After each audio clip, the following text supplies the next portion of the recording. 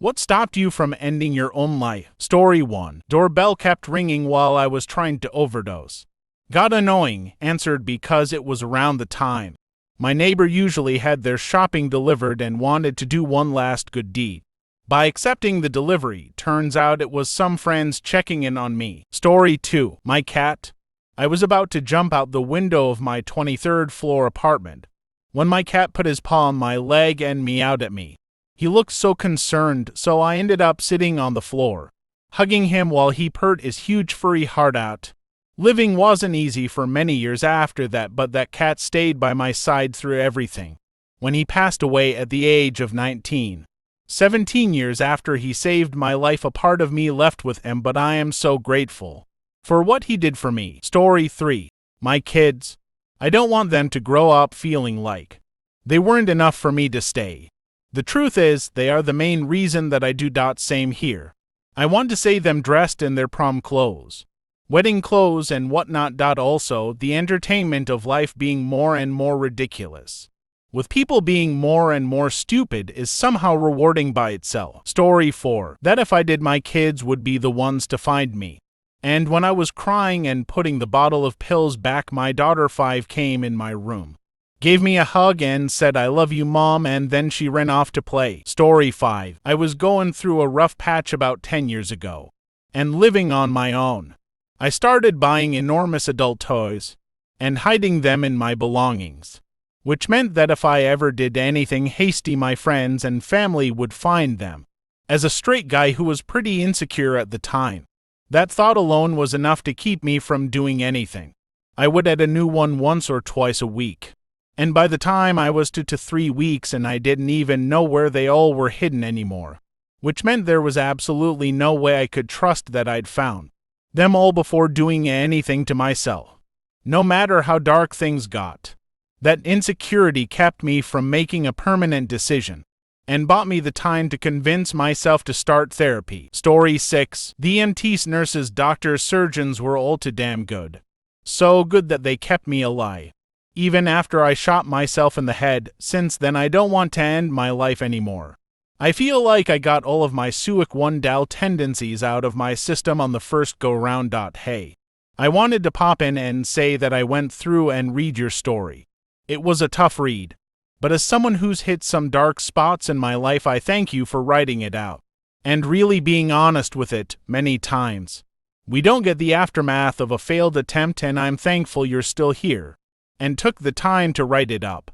I needed it. Story 7. I had a moment where I was very close to jumping off my balcony. I realized I could be dead, or I could just do whatever I had always wanted to do, because it wouldn't matter if it all went to shit. If the alternative was to be dead. Quit my job a couple days later and changed my career. Kick-started the few years that changed my life forever. 7 years later, I'm sober, thriving, taking my meds every day, and have the best partner ever. I'm not going to pretend my mental health is always perfect, but I've come a long way. Story 8. Gonna sound incredibly dumb compared to the rest of these answers, but a video game. I was setting up a date, packing up to make it easier for my parents when they come down to empty my place, tying loose ends, etc. Then a game I had pre-ordered like a year ago came out. I said, why not? Just a few more days. I had fallen in love with the previous titles, so I wanted to see the new one. Few days into playing the game, I answered an LFG post on Reddit, met a friend, and few more after that. Spent a lot of time playing the story and the multiplayer with my new friends, and eventually I forgot about my plans. Story 9. God or crazy luck. Take your pick. I prayed and asked for a sign that I shouldn't kill myself, and when none came, I loaded my gun, pressed it to my head, and pulled the trigger. It did not fire. Turns out I had bought faulty ammunition with a dud primer. I took it as the sign I was looking for, and started working on my mental health and building my life for better days. Story 10. Really bad breakup in October of 2017. The week before Thanksgiving, I decided I was gonna end it. After Thanksgiving dinner with my family, when I returned to my house, the day before Thanksgiving, I remember being at work and just being physically there, but no one was home in my head. I was dead set on this being the only way. Just before my first break at 5 p.m., my ex texted telling me I could have her dog. That she didn't want her anymore. The dog was only 6 months old. We had gotten her from a breeder when we were still together. That's what's given me the power to live again. In September of 2021, I was on my way to work when a semi-truck with no brake lights suddenly stopped on the highway. I slammed into him at 75 miles per hour. What you think or know about death is a lie. I actually died that day. Veteran and off-duty firefighter pulled me from my burning car and started CPR while his wife or GF was calling it in. I died again on my way to the hospital. The only thing that kept me going was my dog. The thought of her not understanding why I never came home is what scared me to wake up. Story 11. Sand hippies doing full moon yoga in the middle of nowhere desert. I left my dog with a close friend and walked out there for reasons. They saw me and invited me to join, even had an extra yoga mat for me to use. It was a very bizarre life-saving moment of compassion and community. Story 12. Knowing firsthand the pain and destruction you leave behind. When you do, you're passing your pain on to everyone who loves you, and you have no idea the extent that your actions have on others, or how it truly traumatizes the people who love you the most and for the rest of their life.